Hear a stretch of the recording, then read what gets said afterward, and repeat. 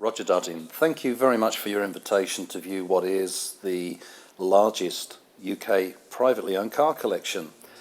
I just wanted to turn my attention to the memorabilia you also have on display here, and would like to ask on how you go about acquiring it and what ticks the boxes to make it part of the collection. Well, I think the memorabilia, has come up randomly. There are a lot of pseudo signs and displays around. But one thing I'm adamant about, everything we have in here is absolutely genuine. It's not a replica of the original. So whether you see a street sign or an advertisement for petrol or oils or what have you, we've made a point that none of this is a replication. It's all the genuine article, because I think it sullies the collection if you've got replicas around. So everything in the collection, be it motor cars, memorabilia, or motorcycles, and all the paraphernalia that goes with them, it is all the genuine item and genuine article. But all our vehicles are operational. They're all maintained regardless. They all go out for a trip around the block about once every 3 months, so that's the aim, to make certain that everything is up and running. So when we come back to films or TV requirements, the prop people get in touch with us. Yes, they can select anything from our single-seater Lagonda racing car of the 1920s up to the latest Bentley or whatever the case, and everything else in between. It is all functional, it all goes out, and we're very confident that it will function on the day. However, there's always the codicil that with any antiquity, perhaps like myself, they might have a hissy fit on a given day, don't function too well, but again, with this enormous collection we've got, we hopefully have an adequate backup in case something goes wrong. Rodger, now if we move on from the memorabilia and cars, there is also a very interesting and what I would describe as a unique motorcycle collection. I believe this all stemmed as an interest from your youth. Right, well, yes, I was very lucky enough as a boy and being born pre-WW2, and I hastened WW2 and not WW1. When I was about 14, I bought a Corgi motorcycle in bits. It was in a tea chest, which was used by paratroopers to drop by the Air Force to the British Army in the front line, little 98cc Villiers motorbike. I bought one of those, and over the next 18 months or so, I rebuilt it. So on the morning when I was 16, about 4 o'clock in the morning, I crept out of the family home and got on my Corgi motorbike to drive it on the road legally for the first time. And on that I passed my motorcycle test a couple of weeks later. That, I suppose, because of the quirkiness of the Corgi, led me to looking at other types of motorbikes. Those which of course I lusted after, but that which I could afford was entirely different matter. But life moved on a little bit, and around about 1957, from recollection, which was 3 years into my naval engineering apprenticeship, the Douglas Motorcycle Company of Bristol went into liquidation, and my late father loaned me £175, which a colossal sum of money then, was quite a reasonable sum of money today. So I bought a brand new 350cc horizontally opposed Douglas Dragonfly, which again is perhaps a Marmite car. It's a bit like our Wedge Lagondas. But it's such a unique design with swinging cradle, suspension back and front, a 5 1/4 gallon fuel tank, the steering turned inside the headlamp, etc., etc. And again, most people criticize me for buying one, but it was different. And I do like things which are original and are not an evolution of what was on there before, but if somebody thought totally outside the box. And the Dragonfly fits that category. Unfortunately, I sold the original one, I think, to buy my first car during my apprenticeship. But a few years back, I came across a Douglas Dragonfly, and they were in two colours. You could either have them cream and green combined, or black and silver. And at that period, in the early or mid-50s, virtually any colour you obtained of car or motorcycle, to use the Henry Ford argument, you can have any colour you like as long as it's black, because to have a colour paint is much more expensive to produce than black paint, or was then. And of course the restrictions and rationing were still still in place in a lot of places in the UK after WW2.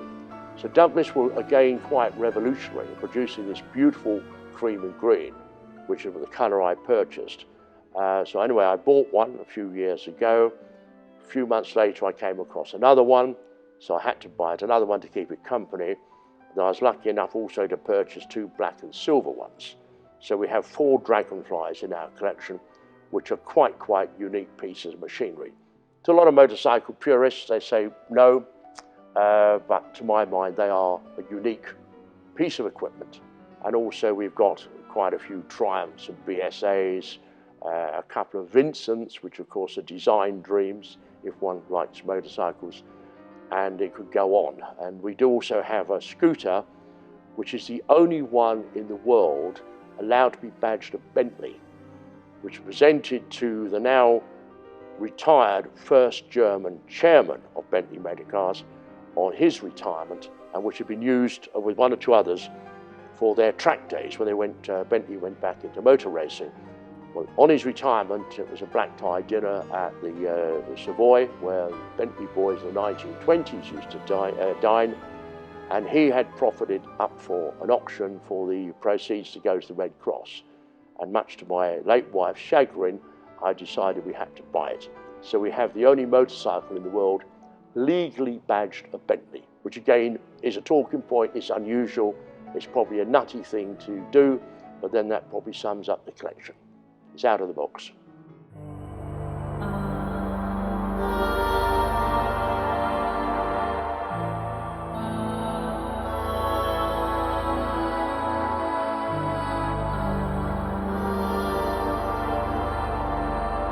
Rodger, currently the collection is only accessible to your clients and to other people by special invitation.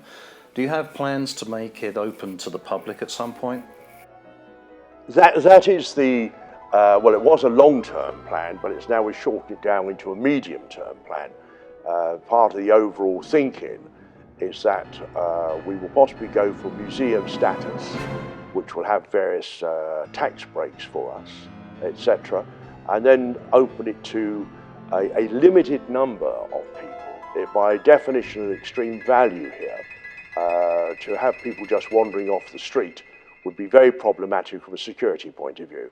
But like we have done over the last couple of years, we've organised and hosted a number of functions here, such as for Help the Heroes and other charitable institutions, where we've even put on full silver service dinner functions amongst the vehicles. And the idea is to extend that to other associations and members of the public.